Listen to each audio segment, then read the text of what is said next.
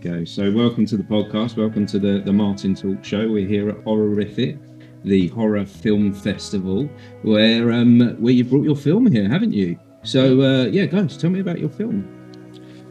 So it's a film called Never Have I Ever. It's a drama thriller revenge story.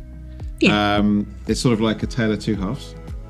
It's one that it's difficult to say exactly because it's got some hidden stuff in there that you don't want. You're trying not to give stuff. But it's basically, I think thematically, it's about revenge. It's about grief. It's got some darker, more difficult subjects. At the centre around abuse and things. But it's got Beatrice Fletcher, who is our lead, plays a character called Mara.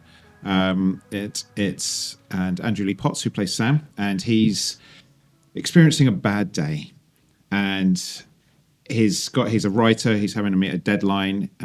His screenplay disappears; it just gets wiped off his computer, and his everything just starts going from bad to worse for him. And he has this odd encounter in a bar. And his day literally just spins out of control from there. And we have the lovely Amber, who plays a character called Ileana, and I've also got Mel, who is my co-producer. Hello. So Damon, before we leave you, so what was your role within this film? Oh, that probably is useful. Yeah, I'm the director, writer, producer, editor, catering. He's not kidding. In the independent film world, wearing many hats as you have to do to get your thing made. I know, and I have to say, if I get any disagreement, I'll be very surprised. But the catering was fantastic. Oh, very good. It was very good. What 5 stars. Get then? What was the kind of food on set?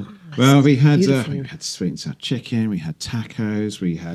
I had gluten free. I had vegan. It was me for a lot of it sitting at home cooking in batches. Freezing it, getting it ready for the shoot, and then we also used a company that did almost like restaurant style food, but it was frozen and you could just buy it in bulk and it was cheap. That was what was important, but it was lovely. This is one of the hard things with getting a film made, isn't it? The catering, because we do have to keep everyone alive as we're doing this thing, as we're creating this piece of art. We have to feed the people involved, don't we? That's a challenge. Coming towards the shoot, that was actually probably the most time-consuming bit for me, getting all that sorted. Because at the end of the day, you don't want hungry cast and crew because they get cranky. Yes, of course. Rightly so.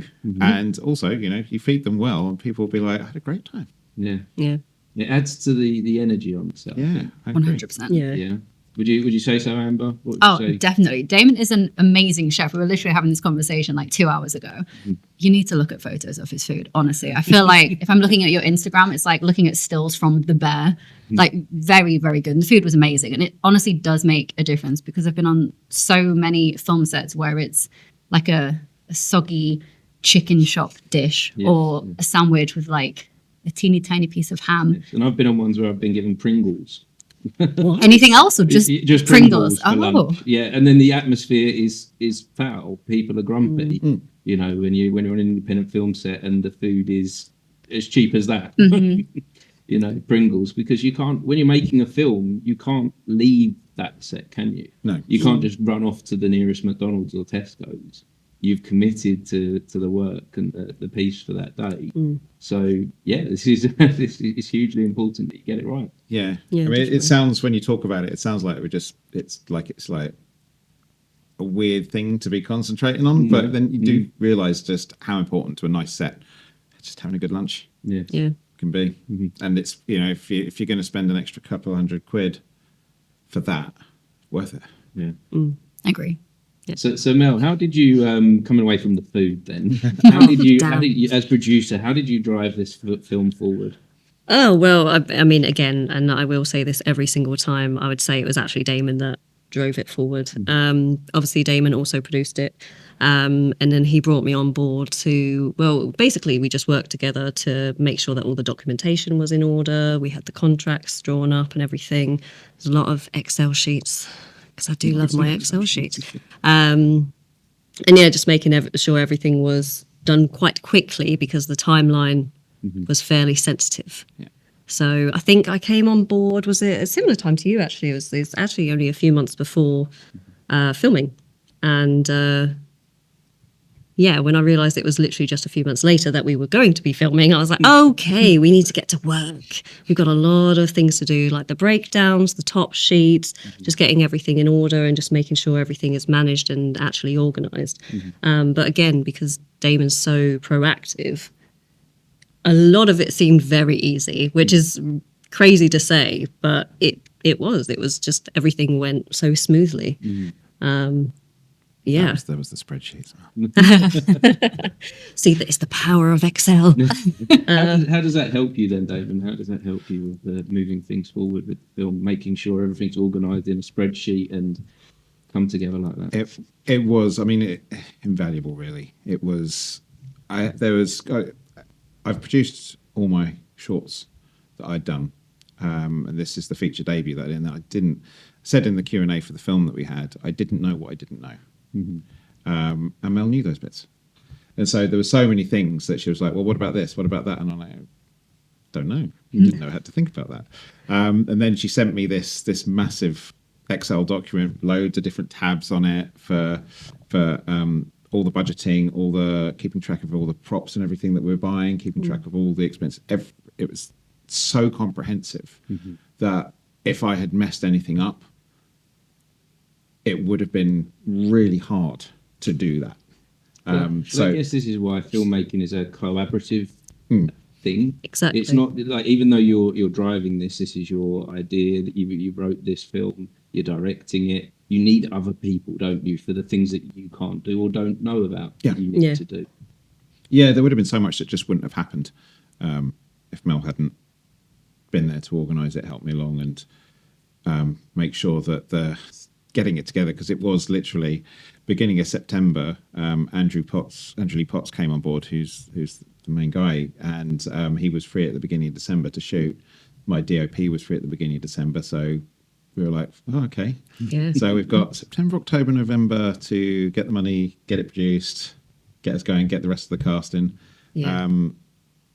And it wouldn't have happened if Mel hadn't been there. She underplays it, but I don't know. I feel like that's the easy bit. I love doing all of that stuff, and it's just it.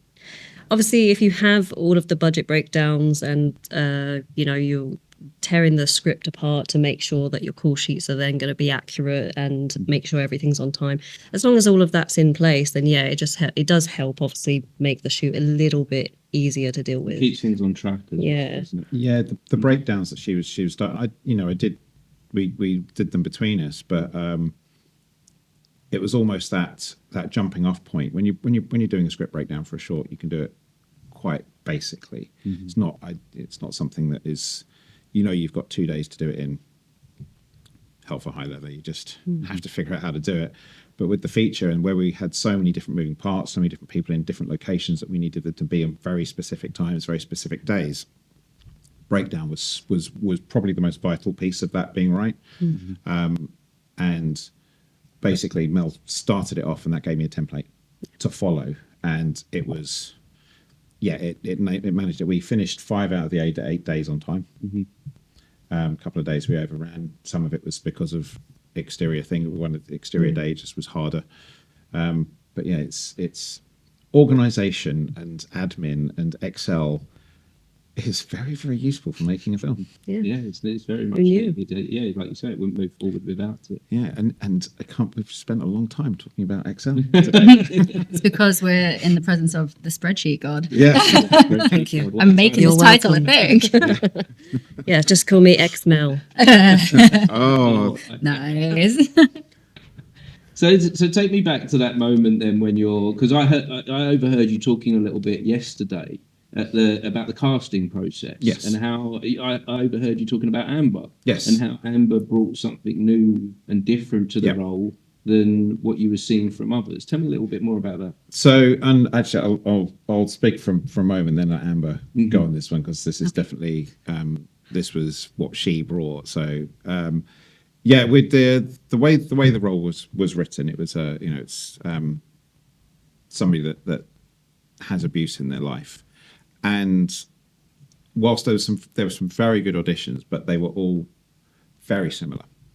you know. And it was sort of, and then I'd been speaking to Amber about it in the meantime, and when we were chatting, and when we were talking, she was offering a very different look at it, which I felt was going to give the role something that you wouldn't normally see in this sort of situation. So I think I'll let Amber talk on that. Yeah, so not to... Sorry to put you in a No, position. it's fine. That's really nice to hear. Thank you. So yeah, not to go into too much detail, but about a month prior to when Damon and I began talking about this role in Never Have I Ever, I'd just come out of a very abusive relationship, and it was awful. So when I was talking to Damon about it, when he was telling me about Ileana and what she was going through and sent me the scenes, I read them, and the scene was just what I'd been living every day for the last 2 years. It was just my life. But I think the thing is, normally when like domestic abuse survivors or people going through it are portrayed in films, the women are always made to be like victims and like they're weak because they choose to like stay with the abuser, but it's not that at all. And I think I imagine when you say that I brought something a little bit different, I think that's what it was, because I saw Ileana as being a survivor and being really strong. And she was so strong, and to be able to put up with this for so long and still stay positive. So I think I was trying to, I don't think I was trying to bring something different to the table, but I think because of my experiences, I probably had a slightly different outlook to people who maybe hadn't been through that, which is a bit of a silver lining to a difficult scenario. But that is very difficult for someone to have to do if you've gone through something really tough like that, and then to kind of play with it. That's a hard thing as a human being to have to kind of go through. Did it help you in any way? It was so cathartic and so therapeutic, but I was scared. I remember emailing you saying, I don't know if it's too soon. Like, I don't know if I can do this. I was really worried. And I thought it's going to go one of two ways. Either I will find it therapeutic and it'll be a way of like releasing everything, or the PTSD, which hasn't even gone now, 2 years later, it's still there. But I thought either that's going to trigger me and it's just going to send me spiraling. And it was very therapeutic. It was such a safe and friendly and wonderful environment on set doing the scenes. Andrew Lee Potts is just the most amazing scene partner, and he was just so great. And Damon was amazing. And I was saying in the Q&A earlier on today after the film, how Damon kept coming up to me when we were filming that scene with Andrew in particular, and he was like, are you okay? Like, can we go again? Do you want a break? Do you want this? And I was like, that is so nice. It was just really thoughtful. And looking back, I'm so grateful that I did it, because not only was it such a lovely environment and such a great role in what I think is a really wonderful film, but it was also like free therapy. Highly recommend to anyone. Well, yeah, would you recommend this to other actors, to go to places that are from their own personal experience? I think everyone is different, and I think it depends. I didn't think that I was in the right space mentally, and it turns out that I was, and it was the best thing that I could have done at that time. And if I hadn't have played that role, maybe I wouldn't be as far along like the road of recovery as I am now. So I'm really grateful for that. I think everyone's different, and people need to see where they are in their journey and if they're ready to tackle things head on. But if they are, then yeah, I think it can definitely help. And for me now, like, I watched that scene again earlier, and it makes me tear up every time, but it's like being proud, and it makes me happy, because I think if there's like one woman who watches that film who's going through a similar scenario, and watching the way that I've portrayed that character makes her think, oh, actually, maybe I can make a different choice here. You know, maybe I can get out of this. Maybe there's hope. It gives me like goosebumps every time, and it just makes me happy. Just So got them very, now. yeah, off me too. But no, it's a very, very well written script, which I think it helps a lot. And especially to say it was written by a man. I'm like, the female characters are so well developed, and you don't get that very often. So no, I was really, really grateful to work on this. And sorry, I was just going to say that's taken me 10 years of mistakes to get there. Well, this was a very big win for you, Damon. So it's fantastic. Tell me more about those mistakes then. So the first script I wrote with a friend of mine. When I go back and watch the film, there's some bits in there I sort of feel like that sounds like it's been written. The women have been written by a couple of men, and so you then, at the time, didn't necessarily realise it, but then it's my next script. It was just two male leads, so that was one thing. But then I've always wanted to try and put female protagonists in my films. I also don't like happy endings. So I tended to kill off my protagonists. And somebody at a screening I did said to me, there's a lot of violence against women in your films. And I looked back and I was like, shit, you're right. It's a trope of horror, though, isn't it? It is, and it wasn't, but it's just unfortunate that I had these two things of wanting to have strong women, but also wanting to have crappy endings. That it ended up, if you watch them all quite close together, and this is what it was a screening of like some of my shorts together. That is actually something that suddenly you go, yeah, wow. So it was wanting to correct that. I wanted to write something which had a very strong woman, which dealt with them. The way I imagined it was there are friends that I've got who have very strong, very powerful female voices, and I was writing it with them in my head to try and get the right person out of it, so it didn't sound like it was me. It didn't sound like a forced female perspective. So I'd think, right, this is what I want them to do. Would they do it? And then I'd imagine my friends and be like, no, they probably wouldn't do that. And this is probably how they would say these things. And so it was done through that sort of process, just to try and not do the things I'd done before, which I hadn't realized just was not a suitable way for the way I'd been writing my films for how. And I'm not saying it was bad, it's anything like that, but it just felt like I had created a theme in my films unintentionally. But I kind of wonder if you had to go through that in order to understand and get to this position, because, whilst, we can try and have empathy, like men can try and have empathy for women and women can try and have empathy for men, we don't really know how it is. So I guess we have to stumble our way through that when creating characters. And it sounds like you've got to a place where you've found a good footing with that. What would you say, Mel? Would you say that kind of we're in a place that Damien's got it? Damon. Sorry. Don't worry. All my life I've had the Omen jokes. It's fine. Like I said, call me whatever you want. Well, the thing is with Bee's character, for instance, and yes, she ultimately the ending is still a sad one at that. But I'm not sure if everyone sees this when they watch it. I'd like to hear more about what people think of this one, but it's her choice. Like, this whole movie is her choice. She's orchestrating the entire narrative here. And so she literally has all the power. So I do think it's quite a nice role for a woman to be in and to be watching, because even though, yes, there's a lot of sadness there, she holds all the power. She has all the strength. It's ultimately her choice to do what she does in the end. So I think that's quite nice. And again, with Amber's character as well, it almost feels like it's another commentary on, again, the issues and situations where her power is being taken away from her. And it's not that she is having a choice. She is living the way she wants to be, but it's being taken from her instead. So it's just showing it in a different light. When you was writing this, did you consider the audience at all? Because I'm getting the feeling here, like, I haven't seen this film, but I'm getting the feeling here that you was considerate about the female side of the audience. 100%. Yeah, it's, and I go back to that question I got asked, and it makes you think. It makes you think, have I been not considerate about the female side of the audience when I've been writing my films before? And it was especially with Amber's character. I was trying so hard not to write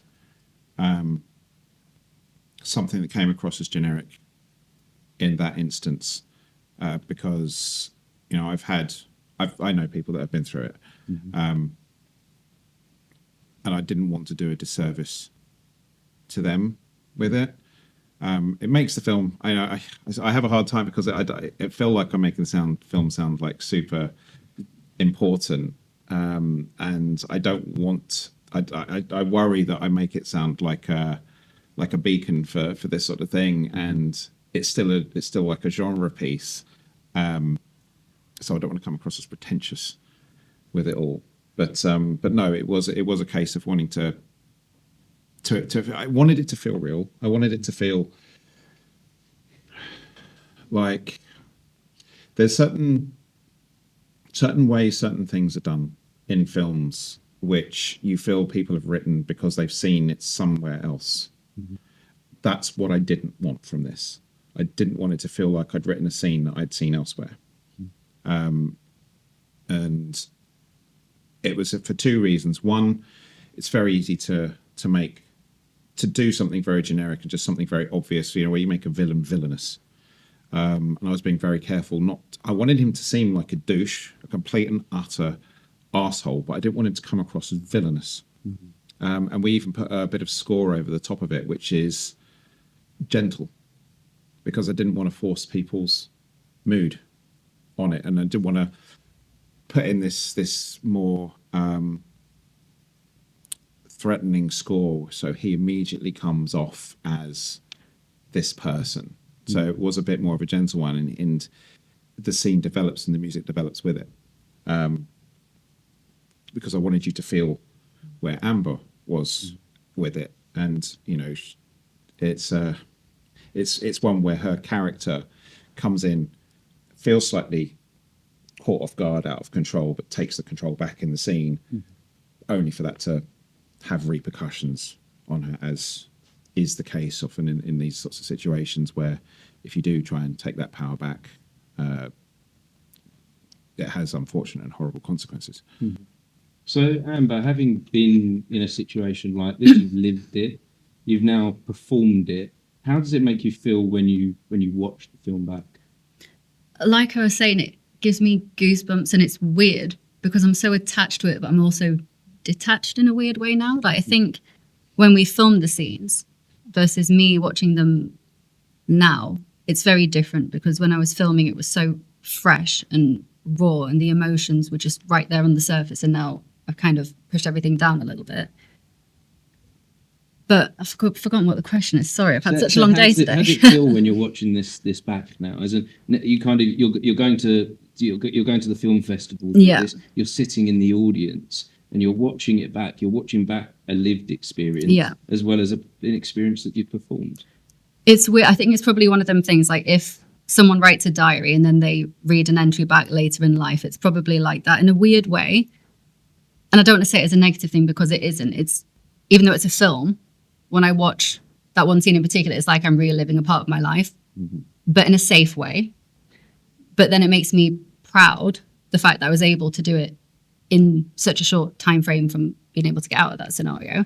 But I think more than anything, when I watch that scene, it actually makes me really, really happy, because you've touched on this already about like authenticity. And there's a few things that drive me absolutely crackers in films, and it's inauthentic representations of things, whether it's people in like LGBTQ relationships, when writers try to make their sexuality define them, and that's like their key personality trait. And I'm like, it's really not. It's just another part of who we are. Like, it's not that big a deal. And it's the same with like people going through domestic abuse and domestic abuse survivors. Yes, they are victims in a way, but they are so strong to carry on and keep persisting with all of the horrible things that are happening to them. And I really do like the way that it was written, but also the way that Damon agreed to let me portray this character, like Damon's just said, in that scene with her kind of taking control back after it's all been taken away from her. Andrew Lee Potts' character has literally done all these horrible things to her, and yet she still manages to kind of claw back a little bit of that power and a little bit of that control of her life. So I find it kind of empowering. That's a very long answer to a very short question, but it makes me happy watching it back. And I just want to say on that, no matter what I did with the writing of it, the way Amber delivered it gave that character something I never could. So, Oh, it's making me all emotional. Actually, on that, there's actually something I would like to mention, which I hadn't, it just popped into my head. There's a charity called Hestia who do an event called Race for Safety, which is happening in May, which I did last year and doing it again this year. We go to a central London location. We put all our phones and things in a bag. We have no money, no GPS or anything. We have it with us just in case we need to, but the bags are sealed, so they'll know if we cheated. We then get put on a coach Right. The blinds on the coach are drawn. We actually wear blindfolds. Okay. They drive us 10 miles away. This sounds exciting. I want to get involved. I'm intrigued. Where is this going? They drop us off and then say, find your way back.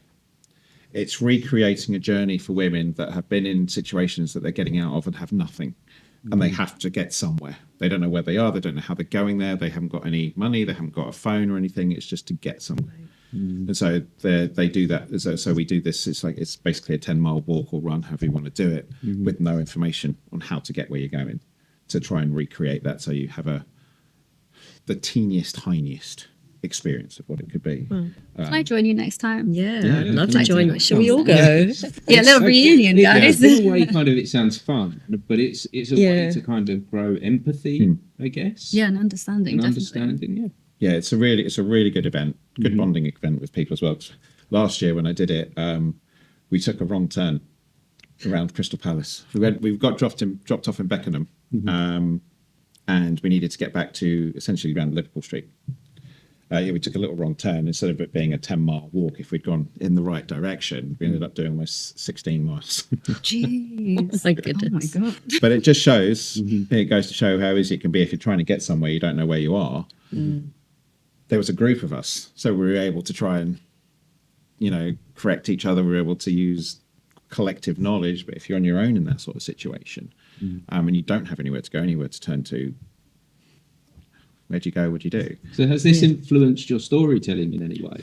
Been in this experience, done this experience? No, it hasn't. No. So, partly because Is this more on a human level, more you? yes, this is more me. It's because the next film that I'm writing is so far from never have I ever. It's the next one I'm doing is it's about a hit woman who's sort of like a Terminator version of a hit woman, not like a robot, but in terms of her desire to just get the job done.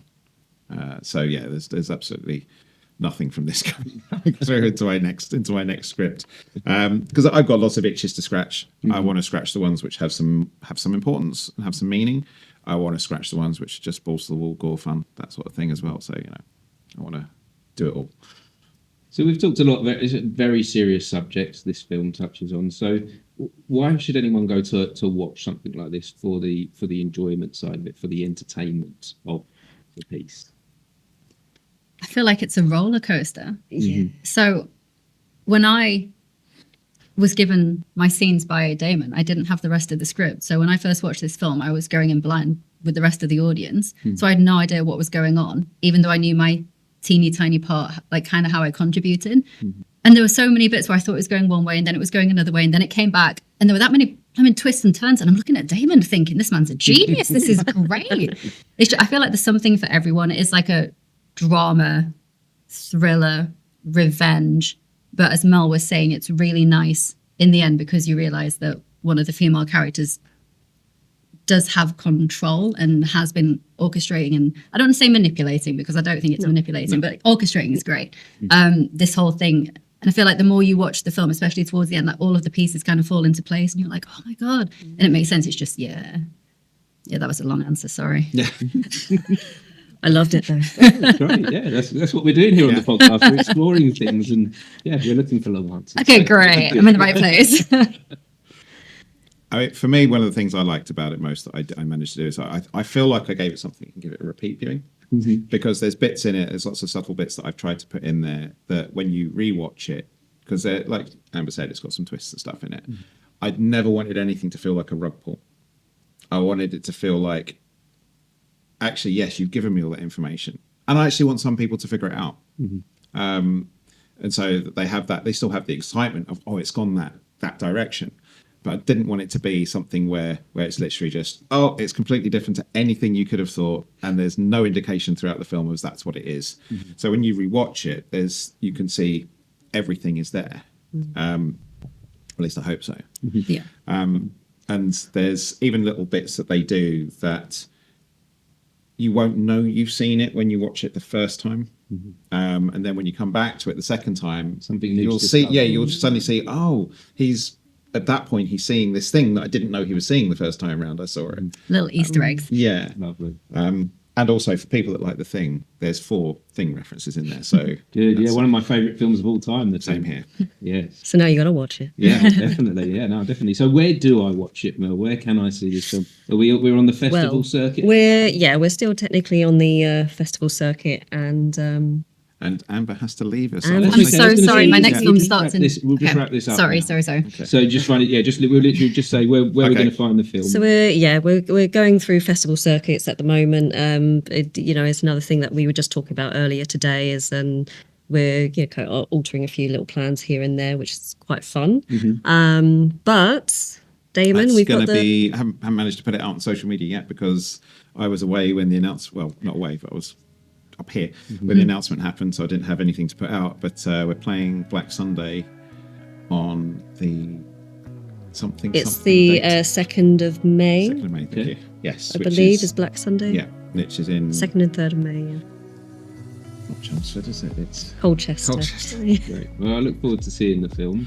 Oh, and also for if anybody's in America listening to this, you can get it on Prime. It's going to be on Prime It's as well. already out. It's out on iTunes, on Prime, and stuff out there at the moment. So you can rent or buy it out there. Great. Wonderful. Well, thank you guys so much for sharing. Really do appreciate it, and I wish you the best of luck with this film. Thanks so much for having us on. Yeah, thank you. Lovely Wonderful. talking to Lovely you. talk. Guys. Thank you. And if anyone has been watching or listening, we forgot. appreciate you for joining us for the conversation. Thank you so much. Cool. Thank you. Thank you. Thank you. Bye-bye. Bye.